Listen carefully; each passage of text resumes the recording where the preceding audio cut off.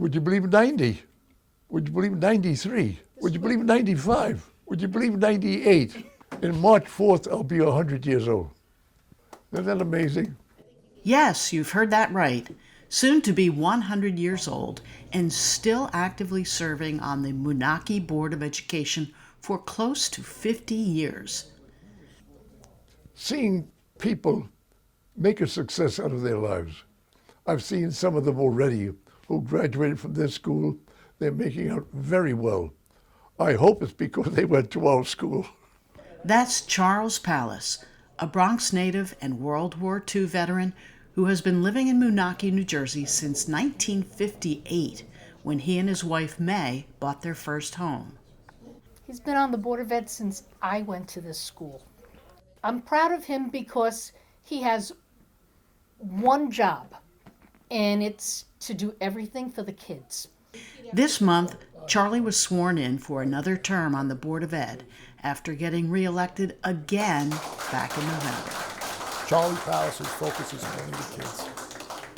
All the other stuff, if I talk to him about the roof or if I talk to him about the air conditioning, he's, yeah. But if you talk to him about the kids, he'll spend 2 hours talking to you about the kids. That's all he's about. Mr. Pallas's focus is always on the children of this community and making sure that we're making the right recommendations instructionally and socially and mentally to help our kids be the best they can be. Charlie spent most of his career as a deputy chief for the insurance department of the state of New York, but has always found time to serve his community. I've thought as you get older, you start cutting back your time. As he's gotten older, he's invested more of his time. So, yeah, he's definitely been a plus to this community, that's for sure. In addition to his service to the students of Moonachie, Pallas has served as Moonachie Police Commissioner, as well as a long-term councilman. Mr. Pallas is an icon in the community. Nevertheless, he remains modest about his many community achievements.